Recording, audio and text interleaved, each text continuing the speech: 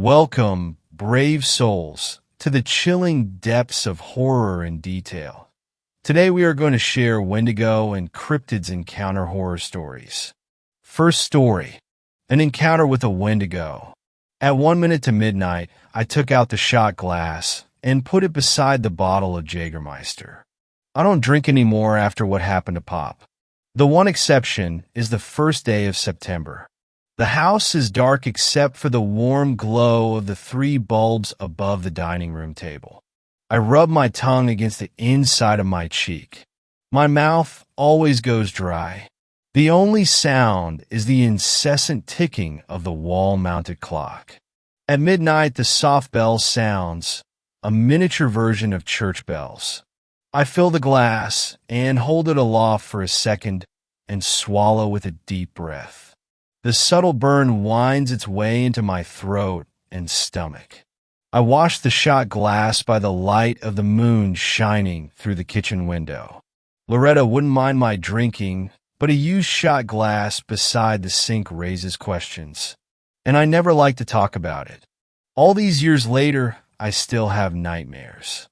What I saw up on that mountain left a greater impression than any other event in my life. More than my children being born and my father drinking himself into an early grave. Loretta tells me I should talk about it, that it would help. She might be right. She always is. So here goes.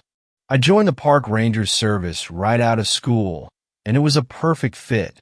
I took to academics like a fish to the desert, and the outdoors always called. I passed my time in school daydreaming of the weekend and hiking or fly fishing with Pop. In the summer of '89, I was stationed in the Appalachians. Our jurisdiction encompassed trails leading all the way up the mountain. Up there, the spruce thin out and clouds hang heavy even in fine weather at the base. I spent the summer clearing fallen branches from the walking trails after a couple of vicious storms over the winter. It was hack work reserved for the junior, but the truth of it was I didn't mind. The peak of the summer heat was spent, and visitor numbers dropped as the weather began to turn. Persistent drizzle had kept me desk-bound for the morning, and we were about to get lunch when he burst through the door. He let out a moan and collapsed to the floor. Stanley leaned down and propped him in a seated position. Water dripped from his shoulder-length hair. His limbs hung limp by his side. I handed Stanley a cup of water. Stanley used his index finger to push down his chin. When the water hit his tongue, the man tensed and his eyelids flicked open. He flailed his limbs and knocked the glass from Stanley's hand. The glass shattered on the floor, but the man paid it no mind. "It is out there," he said. "What is—" The man half turned and gripped Stanley's shirt and made balls with his fists. He repeated himself, pausing after each word. "It is out there." He started to sob. He released his grip on Stanley and buried his face in his hands. We lifted him onto a chair, and he pressed his face against the table and bawled. I grabbed the rucksack he had dropped to the floor. On the bottom right was a name tag behind a plastic sleeve. Lenny Porter from San Diego. There was a number at the bottom. "I'll make the call," Stanley said. When Stanley returned, Lenny was sat up staring blankly at the wall with red eyes. His face was gaunt, like he hadn't eaten in a week. Stanley closed the door. "I spoke to your father." Lenny didn't acknowledge the words. He sat motionless and unblinking. Stanley shuffled across to where I was sitting and pressed his palms on the table. Lenny left San Diego 2 weeks ago with a couple of friends. They planned to spend a month hiking the trail north. The father gave me 2 names, Freddie and Sabrina. When he heard their names, Lenny leaned over and picked up his backpack. He rummaged frantically until he pulled out a stack of Polaroids. He flicked through the photographs and then slapped one on the table. Stanley and I leaned over. Flanking a fitter and healthier Lenny were what must have been Freddie, tall and wearing a baseball cap, and Sabrina, shorter and wearing a bright yellow top with an almost fluorescent blue belt pulling the fabric tight around her waist. Lenny fingered the photo, and tears welled in his eyes. What happened to them? He sobbed and shook his head. He opened his mouth to speak, but no words came out. Stanley took a map down from the wall and pushed it in front of Lenny. "We are here. Where did you last see them?" Lenny blinked away tears and concentrated. He squinted at the map and pressed his index finger down and tapped it. Stanley took a pencil from his breast pocket and marked the map with a cross. "I'll notify the police. Get the truck ready to go."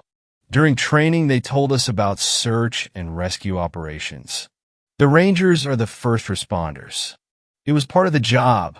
Twisted ankles and wandering off the trail and getting lost are not uncommon and no reason to get the police involved. But this felt different. I secured the gear in the truck, and Stanley appeared, flanked by a police officer in his early 30s. Harry is hitching a ride.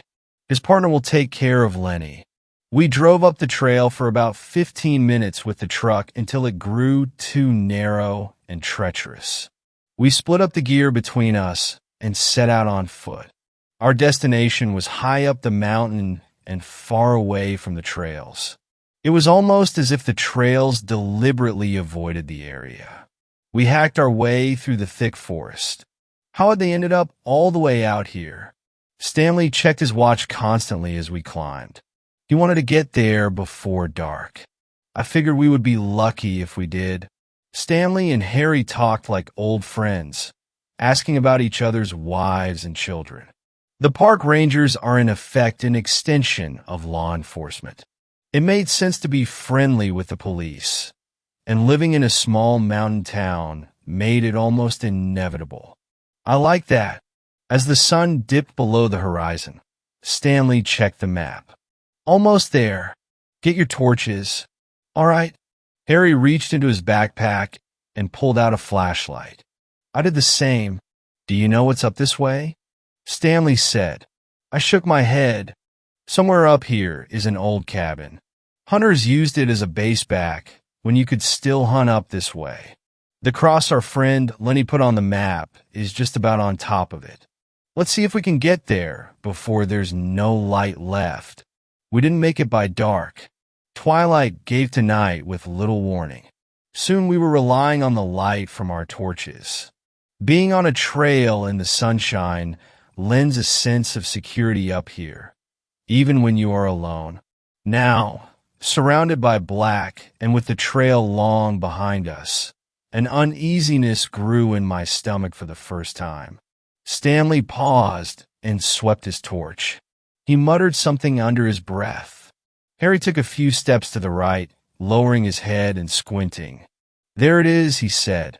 At the farthest reaches of Harry's torchlight, the cabin emerged from the woods.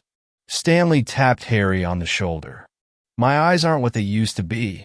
The cabin should have been a source of comfort, but it only added to my unease. The roof was half caved in, and trees encroached on all sides, gnarled branches reaching out like fingers. The structure looked like it belonged more to the forest than to man. The only door hung askew on warped and rusted hinges. 2 windows had long ago lost their glass. Stanley shouldered open the door with a grunt. Leaves and branches covered the floor, blown in through the open windows and roof. We dumped the gear inside. Stanley took out a lantern and tied it to a horizontal branch a few paces from the front door. He flicked it on, and the light shone bright. If there was anyone lost nearby, they could not fail to see it. We split up and entered the forest, guided by our torches. Stanley instructed us to go no further than the reach of the lantern. It was our lighthouse on the horizon. The wind blew and fresh from the north. I buttoned up my jacket against the cold. The beam from the torch was strong, but aside from the narrow cone of light, the forest was a deep and full dark. Stanley and Harry called out the names of the 2 missing, Freddie and Sabrina. I did the same. Every few steps I stopped and listened. The forest was alive with the scurrying of animals and insects going about their business, and the constant rustling of the wind through the leaves. It was hopeless. This was needle in the haystack stuff. Freddie or Sabrina could be unconscious on the ground a few feet to my left, and I would never see them. We should camp and wait for first light. Harry's voice cut through the night, louder and with urgency. I skipped towards the sound as fast as I dared. The two torchlights of Harry and Stanley played close together, the beams of light trained on the forest floor. "You might not want to see this," Stanley said as I came up behind them. It was too late. By the light of the torches I saw him, flat on his back, arms and legs bent at unnatural angles. I almost gagged when I saw his face. The left side caved in, a red, bloody mess fragmented with the white of the skull. The right side was intact, one green eye staring up, wide and unblinking. The remainder of the face had an almost serene expression. It was not the look of fear that you would expect from someone about to have half their face crushed. No skin remained below the neck, the contents of his torso picked so clean I could see his full spine. "What did that?" I stammered. I didn't get an answer. Stanley fished the Polaroid from his pocket and studied it under the torchlight. He handed it to Harry. "It's him. It's Freddie." Harry jumped and swung his torch out into the woods. "I swear I heard someone talking out there," Harry said. "We've been calling out their names too." "No, it wasn't that. It sounded like whispering. It's the wind through the trees." Harry didn't look convinced. He called out the name of Sabrina and listened. Only the sounds of the forest. Stanley shushed him. "There's nothing we can do for the boy now. Let's get back to the cabin and radio down the news."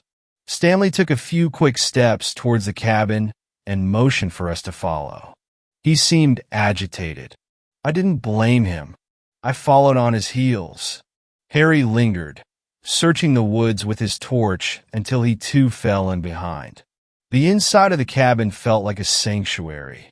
Out of the wind and removed from the mangled corpse of Freddie, my mind processed the sight. I had gutted my fair share of fish, but this was different. I put my hand to my stomach and swallowed hard. I was overcome with a compulsion to repeat my unanswered question. What could have done that? Before I could, Harry gave us some more bad news. There was no response on the radio, only static. It wasn't surprising. The cabin sat in a depression between the peak we crested on our way in and the taller peak beyond. "We have to go back," I said. Harry shook his head. "Not in the dark, and not when there's someone still out there. We don't know if that girl is dead or alive," Stanley said. "I heard her." "You heard a whisper is what you said. And if she was there, she would have come to the light. She'll come to the lantern, and we'll wait for her." Harry threw out his arms in protest. Stanley sighed. "If she's dead, then we'll find her in the light of morning. If she's alive and nearby enough to whisper in our ears, then she'll come to us." Two rectangles of light shone through the open windows from the lantern outside, but the front room of the cabin still had dark, shadowy corners. Stanley took a second lantern and tied it to an old light fixture hanging from the ceiling. The room lit up as if under sunlight, but a cold light that gave the room a bare and unwelcome feel. I busied myself clearing a space on the floor beside the black pot belly stove at the rear of the room. Stanley and Harry stood as statues, staring up at the wall behind me. I turned. Etched in black stood onto the blank wall was some kind of monster, long-limbed and with an elongated skull. It stared back at us through white blobs left clear of black. I took a step back and almost stumbled. "What is that?" I didn't need an answer. You don't live and work up in the mountains here without hearing the stories. Stories told dismissively by daylight, like you would talk about the monsters you imagined hiding in your closet as a kid. By night, and around a campfire, the stories take on a graver tone, and the name of the monster is only ever whispered. Wendigo. Of course, I had never seen one. But if I had to imagine what one might look like, the painting in soot taking up the full height of the wall of the cabin was an exact match. I waited for one of the two men behind me to dismiss what we saw drawn on the wall, to make light of it and crack a joke. Neither did. Stanley uttered a simple instruction. No one goes outside without a weapon. Our shadows danced on the walls. The lantern hanging from the ceiling did not move. Stanley leaned and looked out the window. The lantern hanging from the tree branch swung back and forth like the pendulum of a grandfather clock. There was wind tonight, but not enough to do that. Stanley bent down and fished a rifle from the bag. My heart beat like a drum in my ears. And then something else. Whispers. What sounded like the whispers of a girl, entreating us, inviting us out into the darkness of the forest. Stanley inched open the door with the muzzle of his rifle. He stepped through the gap and watched the lantern on the tree come to a rest. He stood beside the lantern and searched the corners of the forest illuminated by the light. Nothing moved. Harry unclipped the leather strap on his belt and drew a pistol and went to the doorway. I felt naked and exposed with my hands empty. I took a step backwards, the Wendigo drawn in soot looming large behind and burning a hole in the back of my head. A shadow flashed through the trees, and Stanley swung the muzzle of the rifle and shot, the crack piercing the night. He raised the rifle to his shoulder and flicked it from side to side, searching for movement. The lantern bobbed up and down. With a rush, a long-limbed creature dropped onto Stanley from above. He screamed and wrenched the rifle around, but had it knocked from his grip. Harry fired 2 shots, and the creature let out a wail. It bounded towards the door, and Harry slammed it shut. He pointed the pistol to the closed door and emptied the chamber. Harry took a step back and shot me a glance. Through the whole ordeal, I had not moved. I had barely breathed. Was it dead? Was Stanley okay? The window, I screamed. The long, thin fingers of the creature wrapped themselves around the inside of the window frame. Then the head appeared, uncannily human-like, but distorted and disfigured. The chin elongated and the teeth like razors and drenched in blood. Its eyes white and piercing, just like the etching on the wall. Harry grabbed me by the arm and hauled me into the back room of the cabin. He slammed shut the flimsy door. The back room was windowless, and the only light was a thin strip at the base from the lantern in the front room. We crouched together, our shoulders pressed against the door. We listened. The light patter of footsteps. 2 thin strips of black interrupted the strip of light at the base of the door. Something stood on the other side. "Come out, it is okay." It sounded like Stanley. Had he killed it? "Come out." Harry straightened, and I grabbed his shoulder. "Don't open the door," I whispered. "They say a Wendigo can imitate those it kills." My hand brushed against Harry's back and knocked the flashlight from his jacket pocket. I fumbled in the darkness until I found it and I flicked it on. I scanned the room for something, anything we could use as a weapon. I walked away from the door and kicked at the twigs and leaves on the floor. All that was good for was kindling. Something smelled rotten. There must be a dead rat somewhere. "It's Stanley," Harry said. I pointed the torch to him. His eyes were wide and wild. He must have killed it. He smiled at me and took a step back. The door slammed open and carried with it the rotten stench. What stood in the doorway was not Stanley, but the Wendigo. Harry kneeled before it, breathing in the noxious fumes. I shone the torch onto the creature. Its gray skin pulled tight on a gaunt frame. And then something glinted, a belt buckle. Around the creature's waist was the bright blue belt Sabrina wore in the Polaroid. "Sabrina?" I said. It turned to me and paused, tilting its head to the side. I thought I saw a glimmer of recognition, a brief moment where it knew the name. But then it snarled, its mouth opening wide and dripping with saliva. It wrapped two hands around the neck of Harry and leaned in. I acted instinctively, without thinking. I jumped at the creature, swinging the only weapon I had, the torch. I brought it down on its head with all the strength and adrenaline I had. It bucked and sent me flying into the front room beyond. I threw out my hands against the fall and grabbed the lantern Stanley had hung from the ceiling. It could not bear my weight, and the cord pulled out from the ceiling, and I fell with a thud. I jumped up at a burst of warmth from my stomach. The lantern had smashed on impact, and the white-hot filament broke free of its casing. I groaned in pain, and the creature lumbered forwards.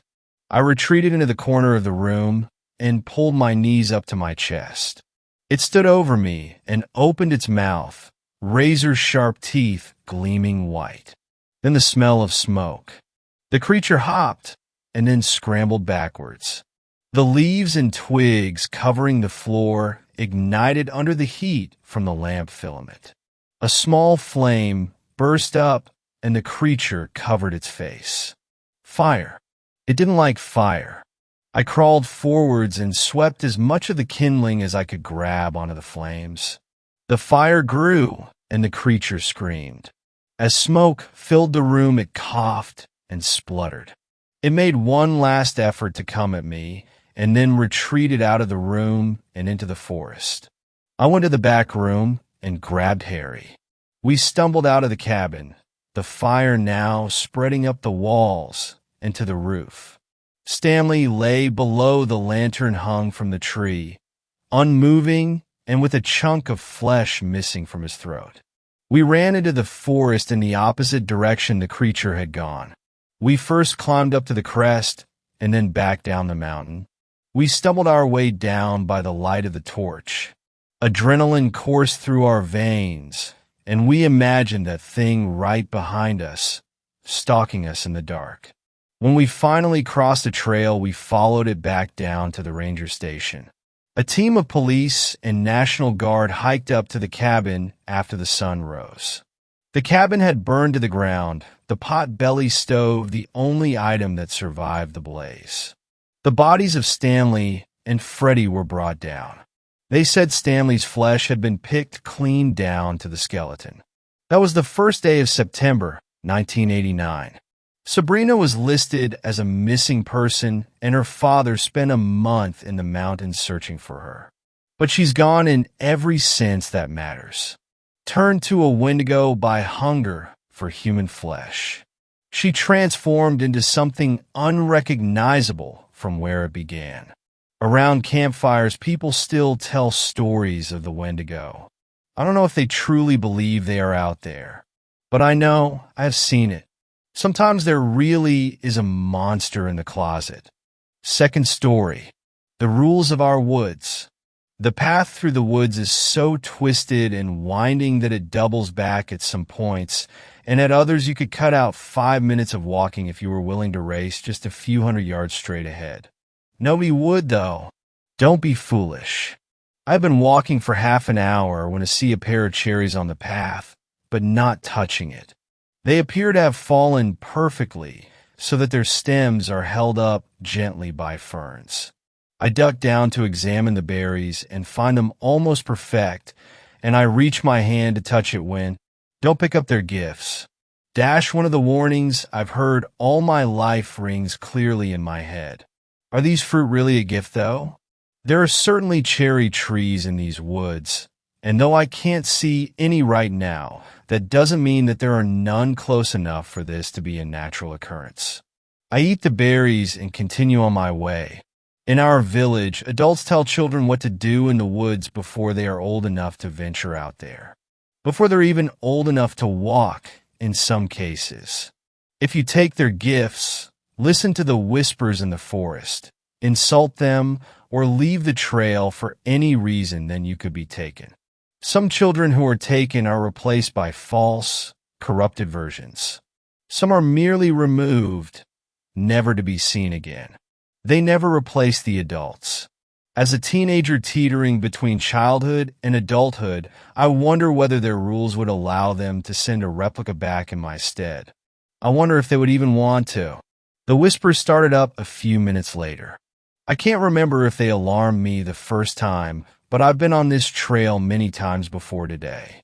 The whispers are not things that we should listen to, but despite that, or perhaps more likely because of that, they are beautifully melodic. I've heard riddles, insults, and compliments over the years, each one in a compellingly sweet tone. I've walked these paths so many times that by all rights I shouldn't have tripped. But whether due to them or my own poor coordination, I fall hard and slide down the slope to the left of the track. No matter how you look at it, I'm definitely off the path now.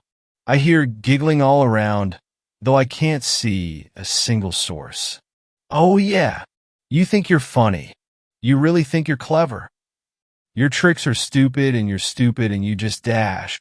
The trees creak and I feel the pressure in the air change. The light shifts and I hear a cracking noise behind me. I spin round and I see her.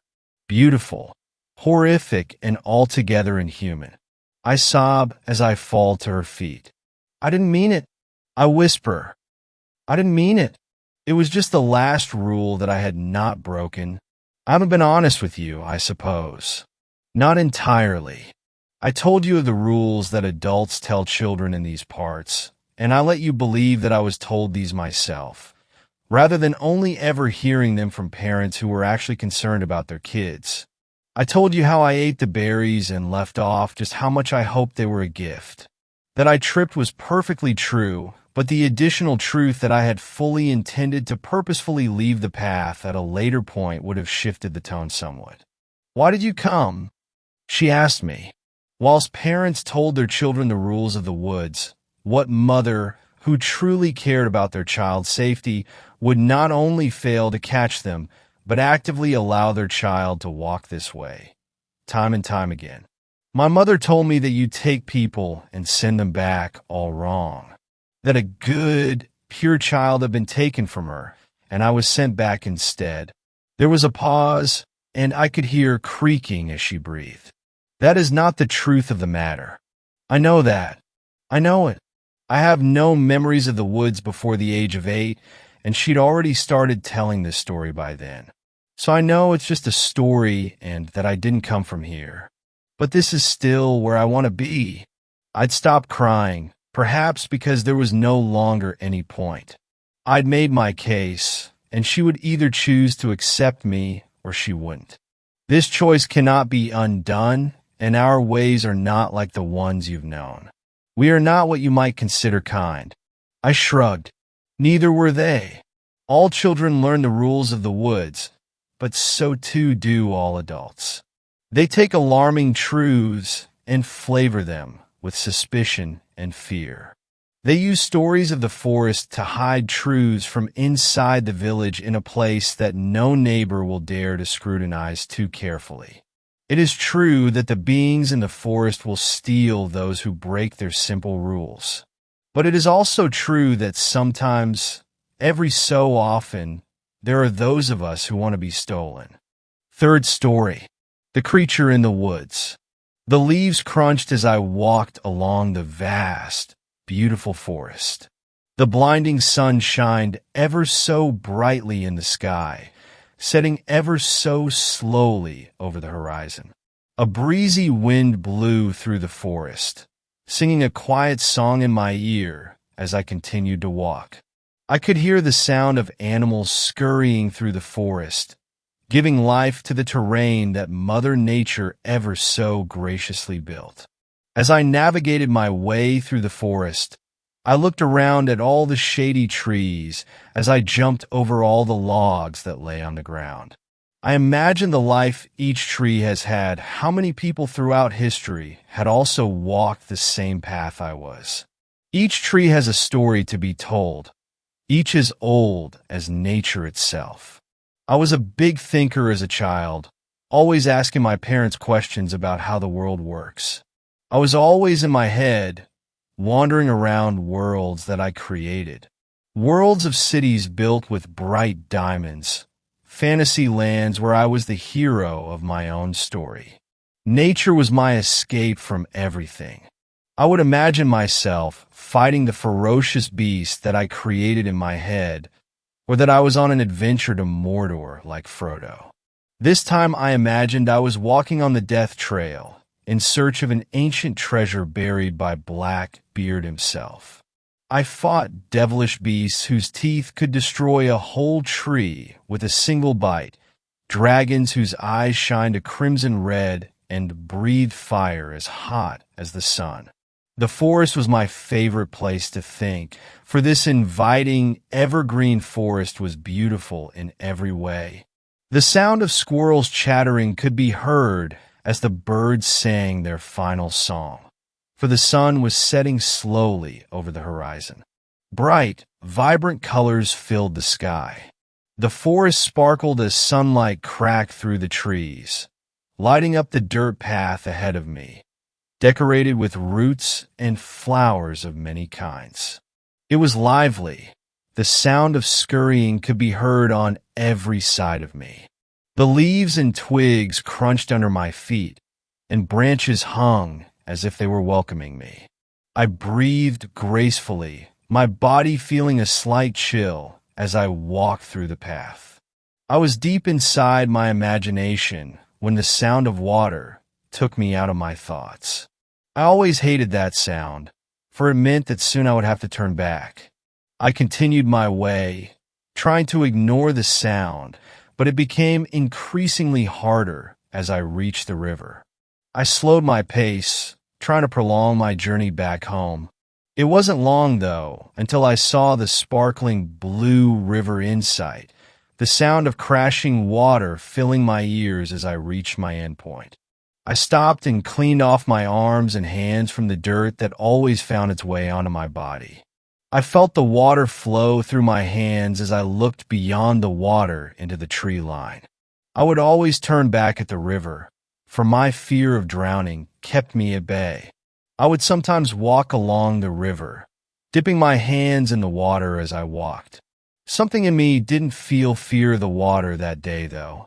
I felt adventurous. I contemplated as I looked beyond the river stream. There was a whole other part of the forest beyond it, new lands to be discovered. I looked up at the sky. The sun was almost over the horizon.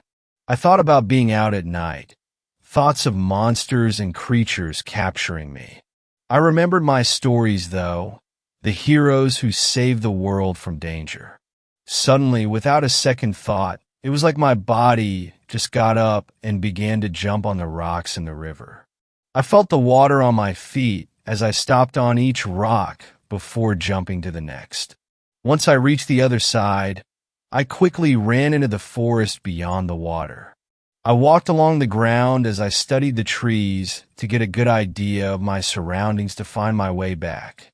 I made landmarks on trees out of chalk I always carry with me, so I wouldn't get lost, something I've always done when traveling new terrain. Something about this area felt off, though. It was as if Mother Nature had left, leaving her creation in ruins. It was a lot darker than I thought it would be. There were so many trees that it blocked out most of the sunlight. I was a fearless child, though. I thought that I could not be harmed, for nature was my dearest friend. I was wrong, though, for no one is safe from the brutality of Mother Nature, including me. As I walked through the forest, I looked ahead to get a good mapping of my terrain. Shadows gathered around the forest as the dark trees hung over me like limbs from the ancient world. There was an ominous silence that filled the forest. No sound of animals running around, no crickets or frogs chirping, no wind twirling in my ears, just pure and utter silence. The only thing I could hear was the sound of leaves crunching under my feet as I walked.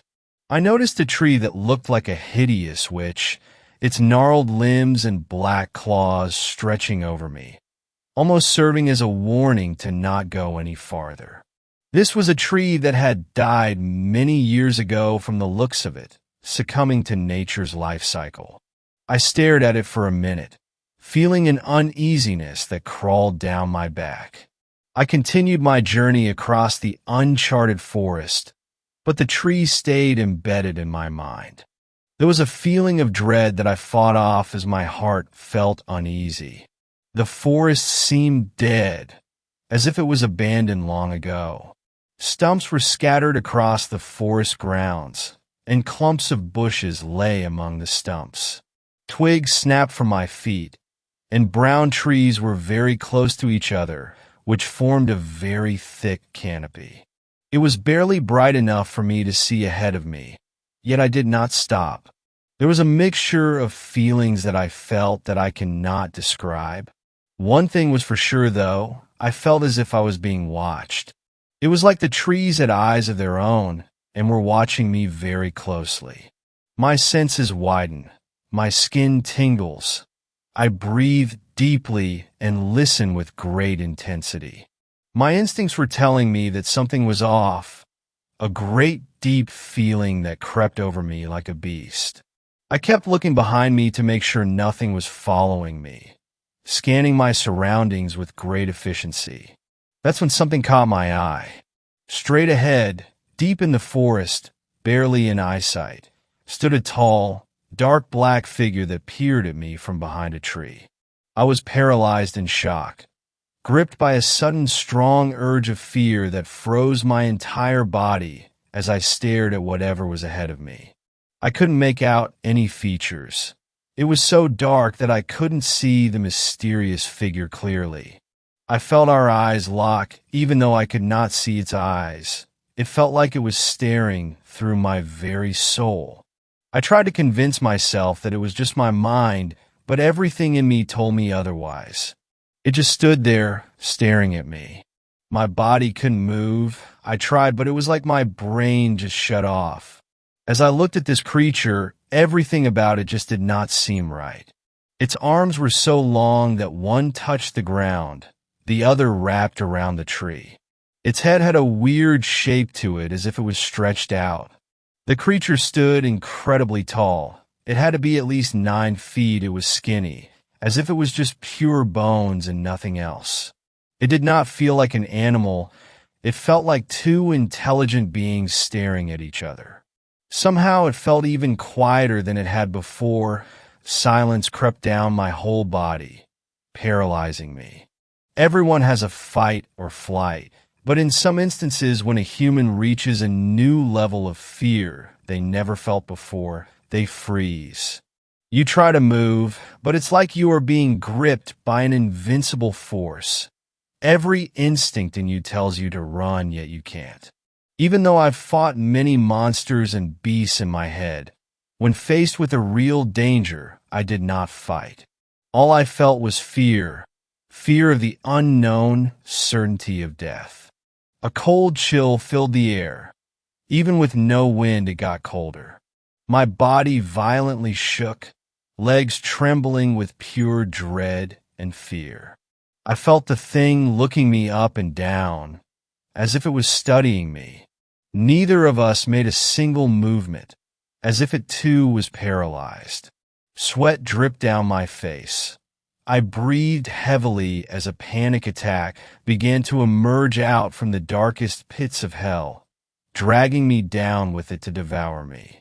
Suddenly, the creature quickly disappeared behind the tree.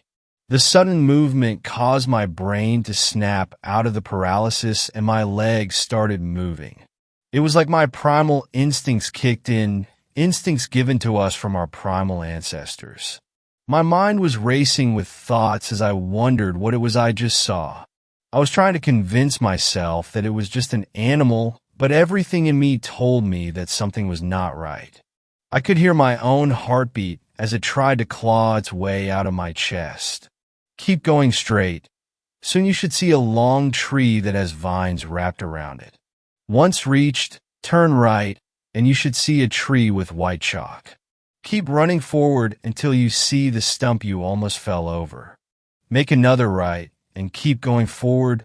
I thought to myself, mapping out the forest Indiana in my head. My skills of navigation have never helped me before like this. I was running and thinking at such a speed that I was hurting both my head and legs. I started to smell a foul stench that smelt like a rotten old corpse. It filled the forest, and I nearly gagged once it poured down my nose. A clicking noise surrounded me, fast and animalistic. I started to hear something in the forest running behind me.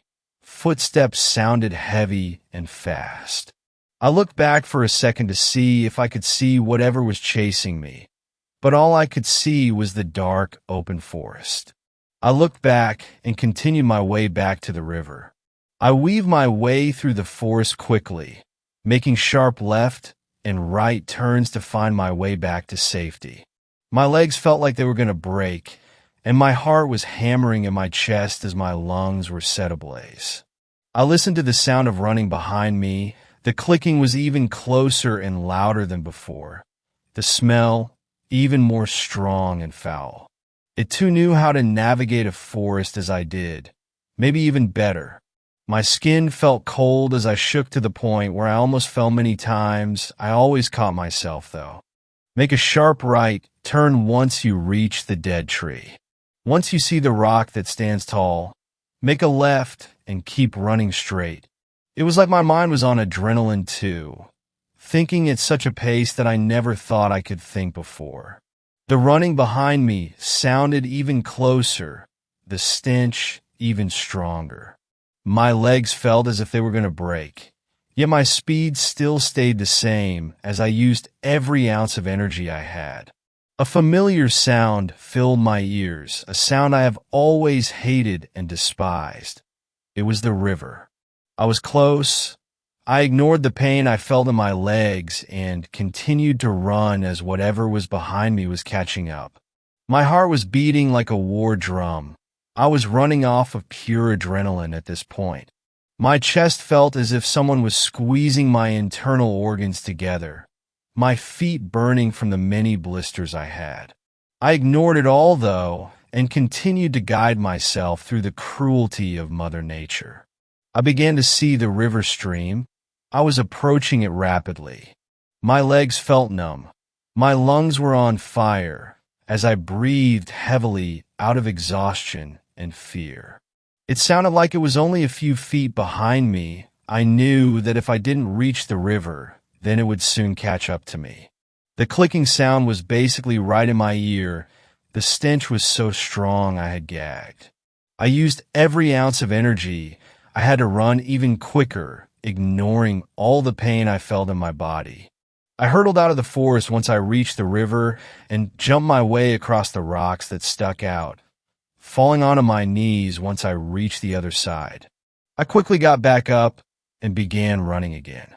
I didn't stop running until my body collapsed, not being able to move. I hadn't noticed that it had turned to night. A dark umbra surrounded the forest. I was too exhausted to move. Every breath struck my chest deep. Yet, there was no sign of anything chasing me or the foul smell. The sound of wind and nature filled my ears again, replacing the terrifying clicking noise. Tears began to slowly drip down my face, mixing in with my sweat. I opened my mouth to let out a whimper that never came, too exhausted to even make a sound. I wanted to go home, back to where my mother was. I started to breathe even heavier, my heart beating so fast that it was like I was having a heart attack. Everything became fuzzy and blurry, my mind racing with thoughts that only made me panic worse. I shook rapidly. I felt gripped by a sudden force that squeezed my body tight. My chest pounded in pain. It felt as if everything was being smashed by a hammer. I felt an impending doom dragging me down deep into the darkness, deeper and deeper into the pit of despair. I tried to catch my breath, but it was too much for me. I thought that whatever chased me would find me and devour my very soul. Everything was so loud. It was like I was trapped in a tornado. I felt like I was going to throw up from the dizziness I felt. My muscles were tensed. The world was spinning around me as my heart started to pound worse than it ever had before. The pain from my chest slowly spread to my shoulders, giving a sharp pain in both shoulders. I got chills all around my body, gripped in fear and anxiety that had its hold on me and would not let go. I didn't know what to do. I felt like I was going to die a gruesome and horrifying death. I looked at the night sky as I was in the hands of death and noticed how beautiful it looked. The pale crescent moon shone like a silver claw in the night sky. I looked upon the vast sea of stars, shining so brightly like little diamonds in the sky. Everything slowly went quiet. It was like the earth stopped. I felt the summer green grass on my hands and looked at the trees that surrounded me. Fireflies filled the darkness, sparkling like precious, valuable stars in the darkness. The sound of crickets could be heard all around, chirping their song in replacement for the birds singing. My heart slowly started beating a steady rhythm, and my breathing slowed to a smooth pace. I breathed in to smell the woodsy fragrance, letting go of all my worries. It was as if Mother Nature cradled me in her arms and reassured me that everything will be all right. I felt a moment of tranquility, my mind silenced. I lay on the earth, admiring the beauty of the world around me. I slowly stood myself up, ignoring the pain I felt in my legs and chest. I welcomed back the blossoming, fragrant forest as I walked slowly through Mother Nature's creation. I began my walk home, admiring every inch of nature that surrounded me. I always imagined beautiful lands in my head, landscapes of fantasy filled with bright colors. I never realized that I was already in a dazzling world filled with many mysteries to be discovered. The forest was breathtaking tonight, sparkling in the moonlight like little crystals. I wasn't in my head on the walk home. My mind was silent. Brown trees stood tall, and flowers bloomed, engulfing the forest Indiana a smell so luscious and fresh. I thanked Mother Nature that night, for she taught me a lesson that I will never forget. I am not invincible. I am no hero or great warrior. I am just a child. Not every story needs a hero, and I do not have to be the hero in every story. I walked my way home, embracing the forest for the first time ever. Fourth story. My friends and I think we were being hunted by a Wendigo.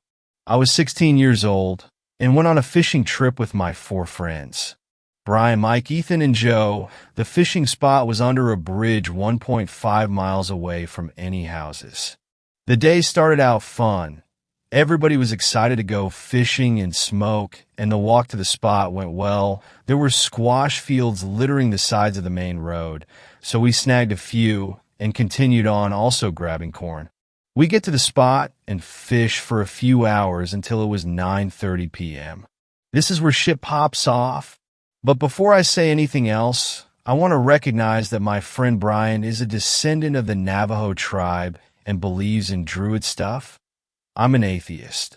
We start to hear dogs barking in the distance like a wild pack of dogs, but the chances of that being a thing are low, so we consider coyotes. We soon realize that coyotes don't bark, they yip, so that's out the window. We're all a little bit paranoid at this point, so we come to the conclusion that walking back the 8 miles and downing a bottle of rum at Brian's house was a good idea. A quarter way back, my friend Brian stops dead in his tracks in the middle of the road. The expression on his face changed from concern to the look of fear. I walked up to him wondering what was up, and he grabbed me by the wrist and pointed my hand out into the fields, and all I could see looking back at me, it was a pair of eyes the size of footballs. Me and Brian agree silently to keep it between us two, as to not freak everybody out and end up getting split up, so we just kind of pick up the pace so everybody is forced to follow at our speed.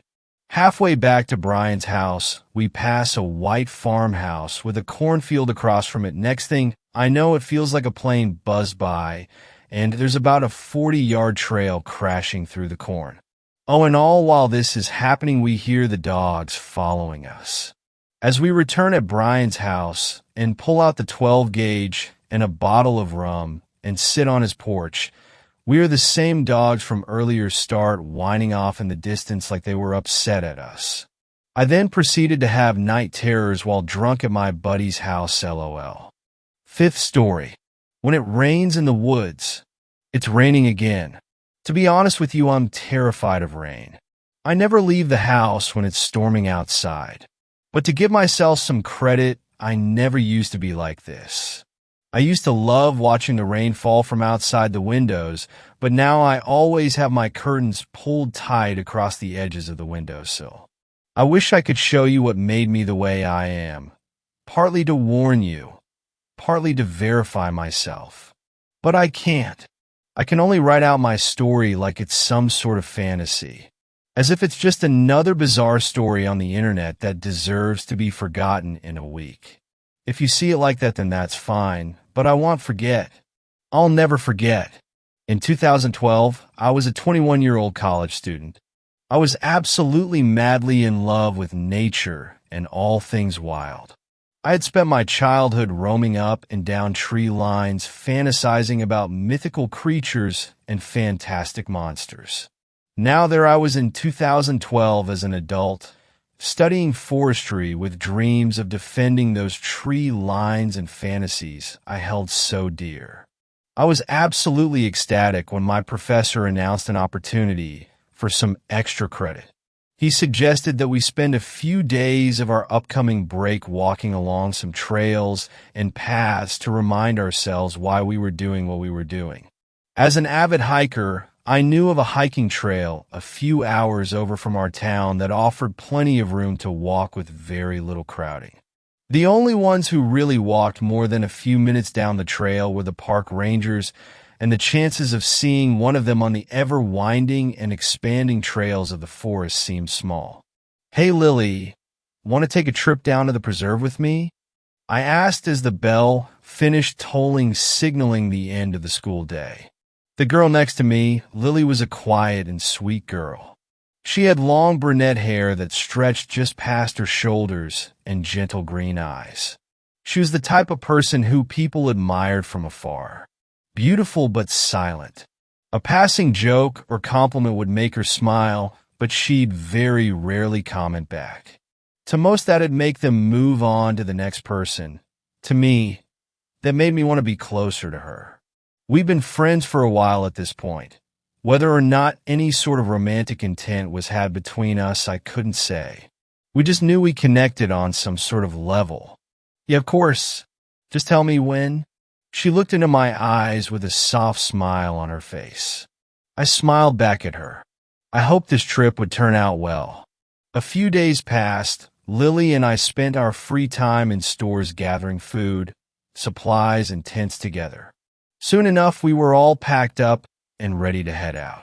We took my small car with our bags tied down on the roof and took the highway a few hours east. By the time we got there, it was mid-afternoon. Still plenty of time to walk, but also a bad time to find parking. There was plenty of people here walking their dogs, setting up lunches, and walking the paths. "I thought you said it'd be quiet?" Lily asked with a slight snicker. I rolled my eyes in response. "I'm sure these kids aren't planning on hiking a few days in. It'll get quiet, I promise." I spun around and began taking our large packs off of the roof of the vehicle. For as big as they were surprisingly easy to carry. Lily slipped the straps over her shoulders and waited for me to start heading towards the park. As we approached the trail's entrance, we saw a ranger loosely standing guard. "You guys heading in?" he asked. There was no hostility or caution in his tone. He was just merely asking a simple question. "Yeah, that's all right, right?" I questioned the fit middle-aged man. Of course, just let me know your names and take my card. If you need anything called down to the station. There's a couple ranger shacks deeper in. Feel free to use them if you need to, just make sure to clean up. The ranger gave a welcoming smile and handed me a small business card for the local ranger station. Thank you.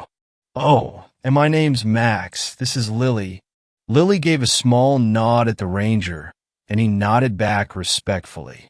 Well, Max and Lily, you enjoy yourselves out there. We'll be patrolling around, so if you see us, don't be scared to say hi.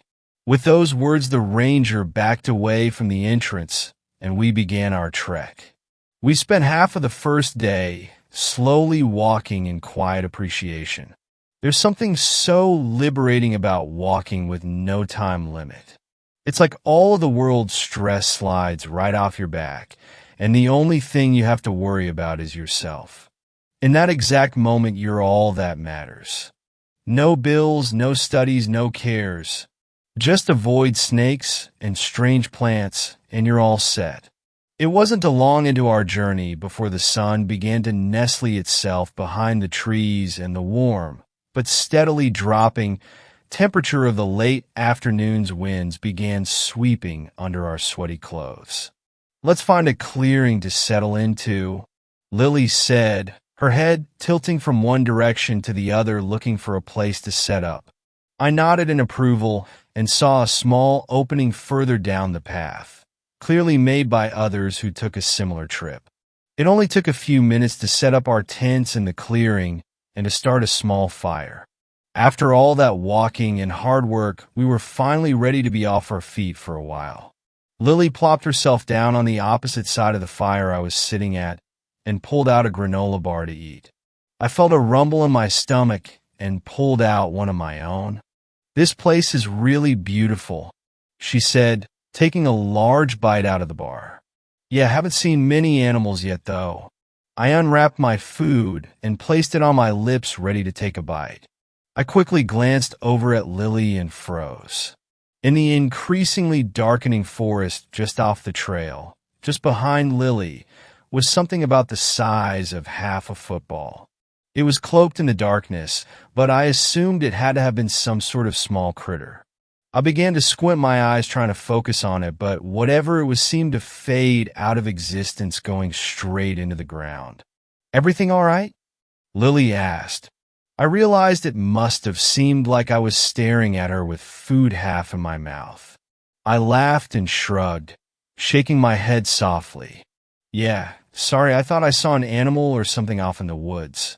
It was small, could have just been a rabbit or something. It must have burrowed into the ground, though. My friend peered over her shoulder into the silent woods and looked around. I knew she wouldn't see anything, whatever it was, left as quickly as I caught sight of it. We ended up finishing our meal, extinguishing the fire, and climbing into our separate tents. I slept like a log. All of that walking put me out like a light. It wasn't until the morning that I woke up. I stumbled out of the tent, nearly tripping on the small fabric ledge at the exit of my portable shelter. The hot and humid summer's morning sun hit me like a pile of bricks. Just so you know, I think we need to watch out for snakes, Lily said softly while I was wiping my brow. I looked over at her to see her undoing the tent supports from the forest floor. Did you see one? I asked, bending down and following suit with the camp cleanup. I think so. I heard something rubbing on the bottom of my tent last night. I opened my eyes, and the indents on my walls looked like a pretty thick snake trying to wiggle its way in. She didn't seem bothered by the potential late-night visitor, so I kept her warning in my mind, but continued on. As our journey went on, we realized that every step we took, there was another blotch in the sky. Somehow a storm was brewing overhead that none of the forecasts we had watched warned us of. How much longer until it rains? Lily was interrupted by a large thunderclap nearby in the clouds. I felt the earth tremor below us before a few raindrops began falling from the dimly lit sky. Thanks, Lily, I said, arching my head towards her direction. She scoffed and I laughed. The rain was little more than a small drizzle at that moment, but it was clear it was going to get worse. Let's hurry and find a place to set up. I watched as she began to increase her pace, slowly moving from a walk into a jog, heading deeper down the trail. I followed suit right next to her. For a while, it seemed like we weren't going to find a clearing anytime soon. We were already on the verge of being considered undoubtedly drenched, and to our luck, at that exact moment of thought, another strong explosion of thunder erupted from above. This time the floodgates were opened.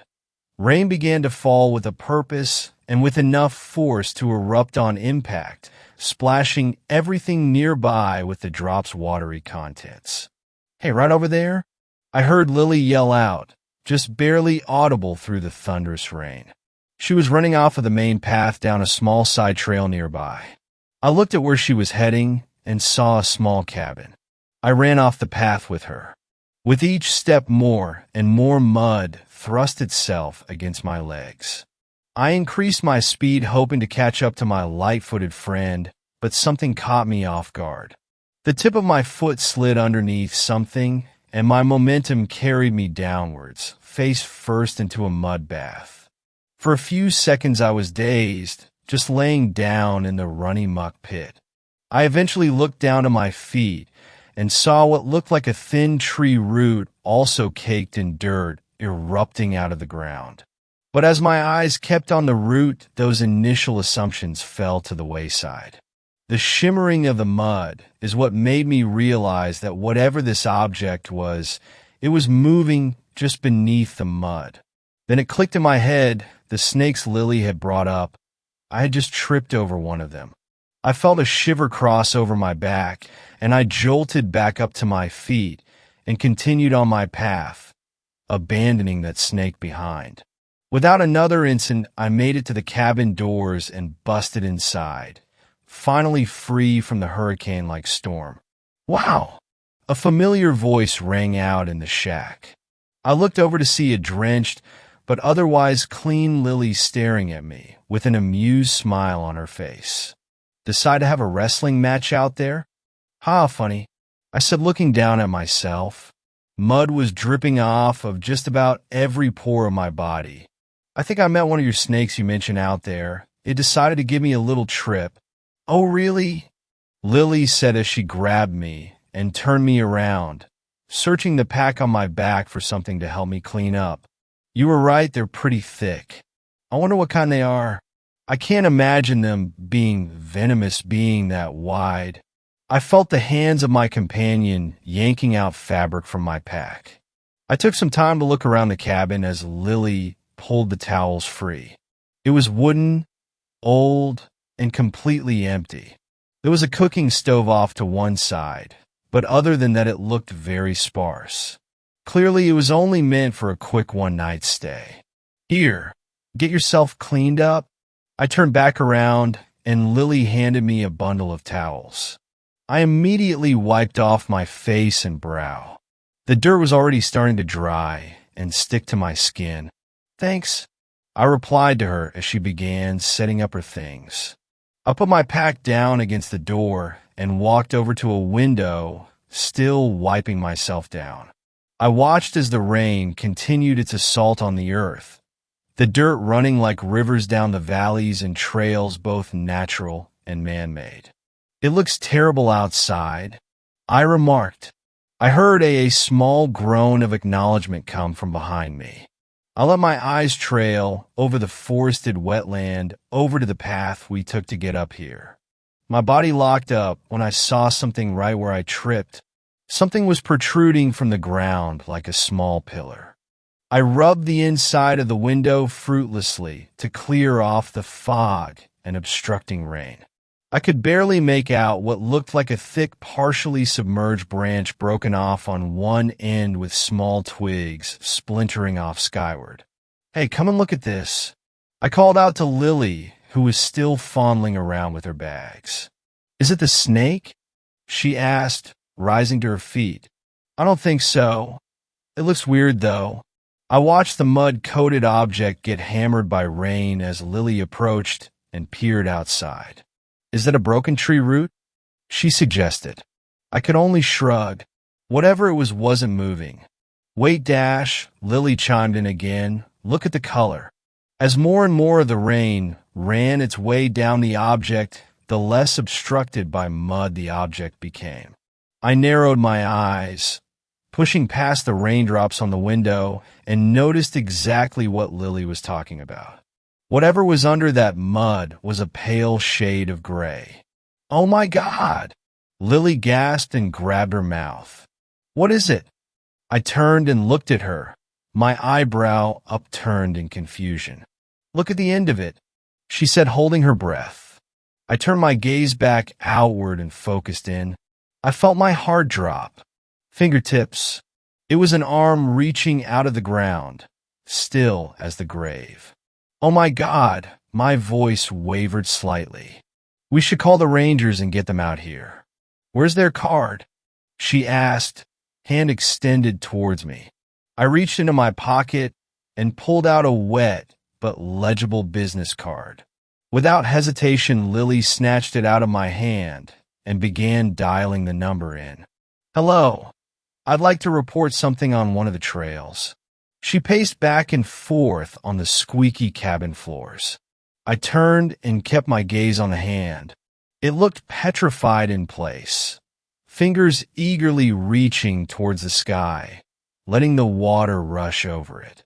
We're at Dash. She began to stutter. We're at, I heard the voice on the other side of the phone chirp up, and Lily nodded. Hey, Max, can you take a step outside and tell me what number's next to the door? I peeled my eyes away from the hand. I felt an increasingly oppressive air pressing its way inside the cabin.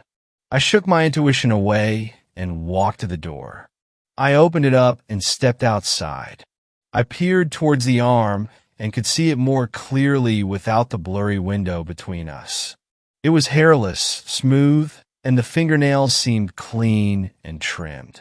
The water that gushed over it almost seemed to vanish on impact, as if it was some sort of sponge. I had to force my eyes away from it to view the number on the wall. 17. I took a deep breath, repeating the number in my head before the sound of a loud clap echoed off behind me. I jumped slightly on edge. I turned back towards the direction of the arm and saw nothing in its place, just the mud quickly running down the trail. I swallowed hard and rushed back inside. The number 17, but I think the arm fell back into the mud. It's not there anymore. Lily's eyes went wide as she relayed that information over to the dispatcher. It wasn't long until she pulled the phone away from her ear and hung up. They told us to stay put and that this storm's not going to pass anytime soon. They said they've got a ranger on the way and the police have been informed, but it might take them a while to reach us out here. I bit my lip and looked back outside towards the empty path. I hope it didn't get dragged away by the current. I mumbled. Lily came up right beside me, joining me at the window. I'm sure they'll be able to follow that mud slick down to wherever it goes. On the bright side, that rain cleaned you up a bit. She gave a reassuring smile, and I looked down at myself. My clothes were still riddled with mud, but the rain on my skin seemed to have washed away most of the dirt. I guess that's always a plus, I said stoically. Come on, Max, let's make ourselves at home at least. I'll just lock the door in case, well, you know. Her voice trailed off. In case there's a killer out there? I mumbled at her as she walked over to the door and flipped the lock. She turned around and averted her eyes from my gaze, choosing instead to continue her mission of getting set up. After a few minutes of silence, we had our food laid out in front of us. We had agreed that once the ranger gets here, our little expedition was over. We had seen more than enough in just the past 2 days than we could have in a lifetime. Let's eat and try to get some sleep, I said, chowing down on some extra rations. Lily nodded and joined in on the feast. With full stomachs, we set up for bed. I noticed my friend kept looking out towards the darkened windows. I could feel tension in the air. Everything all right? I asked. Lily shook her head dismissively. I just feel weird, like I'm being watched. I'm sure it's nothing, but just to be safe, dash. She ripped off her pillowcase, then mine, before walking over to the windows and draping them over the glass as makeshift curtains. I just don't want anything looking in at us while we sleep. I don't blame you. I made my way to my bedroll and caseless pillow before lying down, trying to get comfortable. Lily did the same. It was a few hours into the night before I heard Lily's hushed voice. Max, wake up. Do you hear that? I opened my eyes less groggy than I expected and met Lily's gaze. She was staring at the wooden door of the cabin. I spent a few seconds watching the door before I lightly saw the handle of the door jiggle. Someone was trying to get in. What do we do? Lily asked. I was speechless. Maybe it's the dash. Our whispered conversation was interrupted by a loud knocking coming from the other side of the wooden door. Bang, bang, bang. I jumped to my feet. It's got to be the cops. I began my slow, meticulous walk to the door. Who's out there? Silence. Hello? I yelled again. Abruptly, the banging started again, loud enough to drown out my voice. I took a step back from the door and kneeled close to the ground. Each impact on the door rocked the wooden frames of the small cabin. I watched as one of the pillowcase curtains began to slowly slip off the window. No, Lily whispered, tears in her eyes. I rushed over to the window just as the fabric fell and was met face to face with the darkness outside. The banging on the door stopped suddenly. I very carefully kneeled down and grabbed the fabric in my hands to toss back over the window. Thud! Appearing out of the darkness was the palm of a hand. It slapped the window with a heavy force. I could only see the pale palm in the shroud of blackness outside. I quickly threw the pillowcase back on the window and backed up to Lily. She was shivering, her eyes wide with fear. That was the hand, Max. That was the hand that was outside earlier. I felt my heart drop into my stomach. I wrapped my arms around Lily for as much my comfort as hers.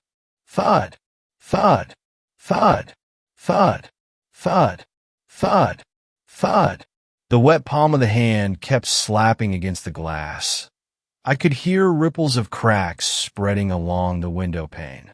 I squeezed onto Lily as she balled up and kept my eyes focused on the pillowcase, covering the glass, hoping it wouldn't fall and expose that lifeless arm again. With one last thud, it stopped. A light shone through the fabric of the window, mere seconds after the attack halted. I could hear the struggling sounds of wheels rolling up towards the cabin. I let out a sigh and a prayer that the Rangers had finally made it. With the sounds of the wheels stopping just a few yards away, I finally heard a voice call out from the void outside. Lily? Max? You in there? The voice sounded familiar. It was the Ranger from the day prior. I slid to my feet, dragging Lily with me. Yeah, we're inside, but someone's out there. I yelled. I rushed over to the door and opened it to see the Ranger standing stiff off in the middle of the small opening in front of the cabin. He was facing us, but the light from his rover coupled with his hat covered his body in intense shadows. His body seemed rigid. Come out of that box, and we'll get you home. The Ranger said. His voice seemed different this time, disjointed from his body. I stayed quiet. Something was very wrong here. Step out of there. Now. The voice grumbled, unrecognizable from earlier. Are you all right? I called out a little more than a whisper. Of course I am. Can't you see my smile? The Ranger tilted his neck backwards. His hat slipped from his skull, which allowed the light from behind him to illuminate his face. His eyes were wide and full of both pain and fear. His lips were quivering in shock. I backed up more into the doorway and watched as two impossibly long fingers trailed their way from behind the Ranger's head and made their way across his cheeks to his mouth. They slid inside with little resistance, and began pulling his lips outward in a mockingly gruesome smile. Then they kept prying. I watched as his lips strained with the force of the fingers inside of his mouth. His lips became white with the stress placed against them before a shower of red erupted from his mouth, parting the centers of his lips like sliced meat.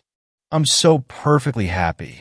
A voice called out from just behind the ranger, its voice thick and unnatural. I looked for the source and froze. There, right next to the ranger's feet, was a half-submerged human face dug deeply into the mud. Its black cold eyes shone from some unknown source. Whatever this was a monster of the strictest definition. Its gaze was so vastly separated from humanity that there was no common ground between us. As I locked eyes with this thing, human in shape and deviled in eyes, I saw the ranger fall into the mud. Just behind his head was a long spider-like arm stretching out of the ground, seemingly changing its size and shape as if it only faintly followed the laws of this reality. The ranger's body twitched and spasmed on the ground as more and more lifeless hands began to slither out from the mud, wrapping their hands around his body. I was so thirsty, but now I'm so very hungry. The submerged head called out unblinkingly towards me. Without another warning, the ranger's body was ripped under the earth and devoured by the mud. The ground where he was shifted and bubbled over like a small eruption. The creature's eyes stared at me with a deadening gaze. It was observing me. I let out a small chirp from my mouth. Without changing expression, the head effortlessly started gliding through the earth towards the cabin, fingers and arms popping out from the earth around it like fins from a shark. I had stored enough courage to slam the door shut and lock it before running back over to Lily, who saw the whole thing. "What is that?" she asked, her voice trembling. I shook my head and slumped down next to her. "I don't know." We sat in silence until the sounds of scratching came from below the floorboards. Hundreds of fingers tearing away flesh to the bone, trying to burrow their way upwards. All we could do was sit in the corner furthest away from the windows and pray they didn't get to us. That night we watched as the floors pulsated upwards and downwards as the foundation began to crumble. Those arms were going to drag us and our wooden coffin downwards into the earth. I didn't know what to do. I sat there as the floor cracked open and mud crept up through the seams of the boards like blood flowing from a vein. I sat waiting to die, but Lily had other plans. She grabbed my hand and yanked me up my feet. She stared at the door for a split second before sprinting off with me in tow. She bursted open the door and ran towards the ranger's vehicle. Luckily for us, the ranger never shut it off before the earth took him down. We both hopped on its seat and zipped off the path back from where we came. I hazarded a glance back towards the cabin to see it crumbling into the ground, but there was something else there. Still half submerged on the path mere yards away from us was that unblinking head. Its black eyes shone dead set and emotionless on our escape. We kept driving and driving for God knows how long, until we hit some other rangers who were on a scouting mission up to us and their missing comrade. We told them everything we could, but the looks of disbelief said enough to us. We were labeled as emotionally distressed and unreliable witnesses. The powers that be listed the disappearance of the ranger and the cabin as accidental by case of mudslide. Now every time it rains, I wonder if somewhere out in the woods a single head peers out on the trails waiting for someone to pass by, a million hands waiting just below the surface to drag them down into the earth. Thanks a lot for watching the video till the end. Subscribe to our channel Horror in Detail. Drop your opinions/suggestions in the comment section and like the video as it helps with the YouTube algorithm.